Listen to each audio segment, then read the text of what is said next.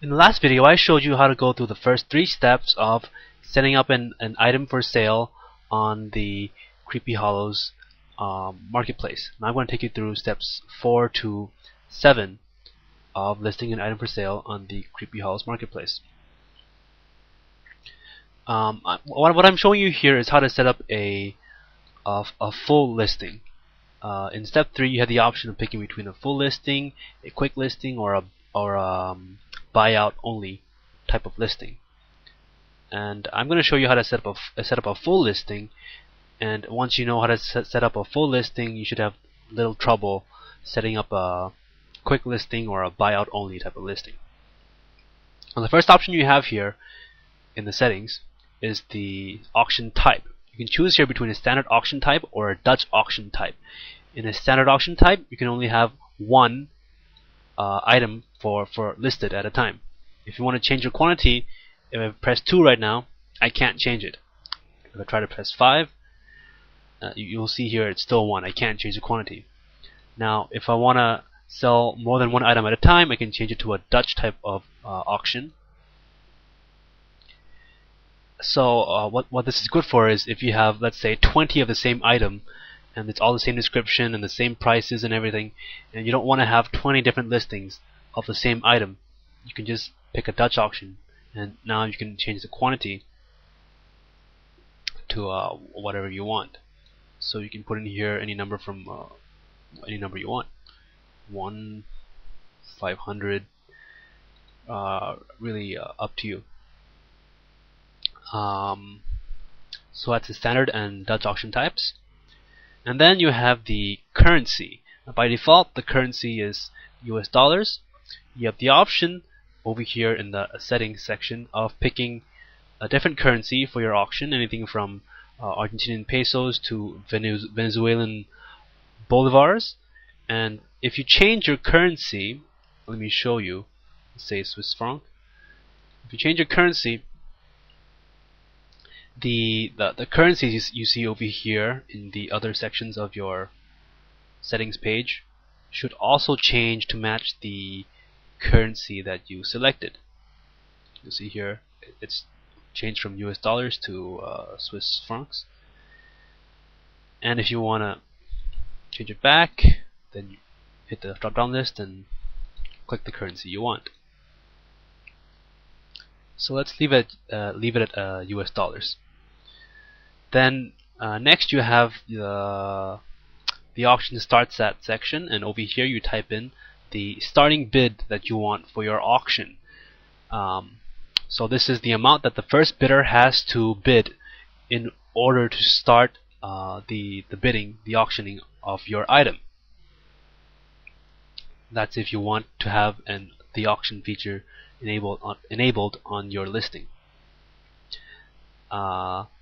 Then you have the reserve price. If you want to have a reserve price, you tick this box. If you don't want it, then don't tick it. And what a reserve price is that the bidding has to reach your reserve price in order for you to sell your item. So let's say you set a reserve price of $100. What will happen is the bidding starts at $10, and then people will continue bidding, and if it reaches $80, $90, $99, if it doesn't reach your reserve price, then nobody will win the auction, even though the time ends and you have a high bidder. If it's not at least $100 or greater, then nobody wins the auction. So that's the reserve price if you want that. Then you have the buyout option.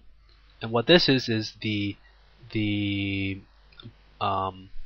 seller, you specify a specific amount you want for the item, say $200, and what will happen is the buyer will see buyout for $200, and if they're willing to pay you $200 right now, then you'll sell them the item for this amount that you specify in the buyout price. Next up, you have the offer feature. If you want to enable the offer feature, you tick this box.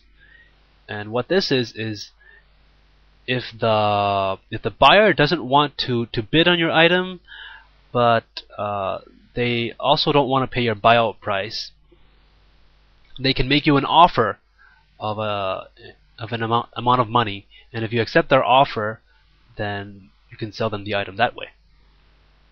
So how you set that up is you tick on offer range, then you put in this first box over here the minimum offer. So that's the lowest amount you're willing to consider. Let's say you're willing to consider at least $30 or greater, and a maximum of $200. So that's your buyout price. So if someone makes you an offer from between $30 to $200, and you accept their offer, then you can sell them the item that way. Next, you have the bid increment. This is for the auction bidding. Now, when the first person bids, the next person has to bid higher than the first bidder in order to be able to place a bid. So the minimal amount they have to pay higher than the last bidder, that's the increment. So let's say I bid $10, the next guy has to bid at least $15. So there's a bid increment there of $5. Now, by default, it's a proportional increment, and what that is the higher the bidding goes, the greater the increments will be. So if you're bidding at $10, $20, the increments might be lower, like $1, $2, $3, $5 increments.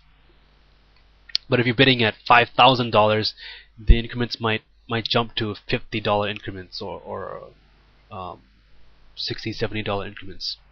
So that's a proportional increment.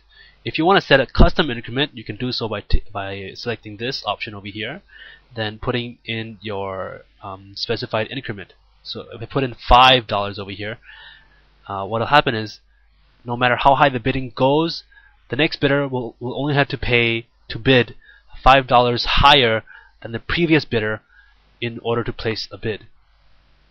So if I'm bidding $1,000, the next guy only has to bid $1,005 in order to beat my bid. So that's the bid increment. Then you have here the item featuring options. These might cost money. I don't think they cost any money right now. I'm not sure about that. I know the highlighted and bolded features shouldn't cost any money. I'm not sure about these features.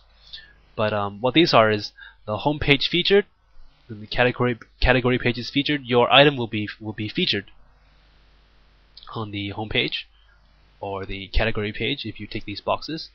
And the highlighted item and the bolded items, if you tick these, then your item will be highlighted. There'll be like an orange bar highlighting your item so it stands out. And the bolded item, the text, your item title will be in bold, so that'll make it stand out as well. So if you want these, then you just tick the box in front of the feature. Then you have your start and end time for your listing. So if you want to start your listing right now, you just leave it by default to now. If you want to start tomorrow, 5 days into the future, a week later, you pick a custom time by picking this custom, and then you specify your starting time. You can also have an end time. You can specify a specific duration, 1 day from the starting time, or 2 days up to 2 months from the starting time. You can just pick that. Or if you want a custom ending time, you just tick this and specify your ending time. If you want to relist your item, you'll want to have your item automatically relist. Then you'll want to have a duration for your end time rather than a specific end time. Then you can pick a private auction. If you pick private auction, then other bidders won't be able to see the names of other bidders on your listing. Only you will be able to see who's bidding on your item. If you accept swap offers, if you want to accept that, you tick here. And what a swap offer is someone can trade you something other than money in exchange for your item. Then you have the option of putting images and videos over here. If you want to auto relist your item, you tick this box. If you want to auto relist even if it's sold, you tick this box. And over here you can specify how many times you want your item to be relisted automatically. So even if it's the end time is reached, your item will also relist automatically. Then you have over here the location of the seller of the item, and you specify that over here. Running out of time now, so I'm going to show you the next few steps in the next video.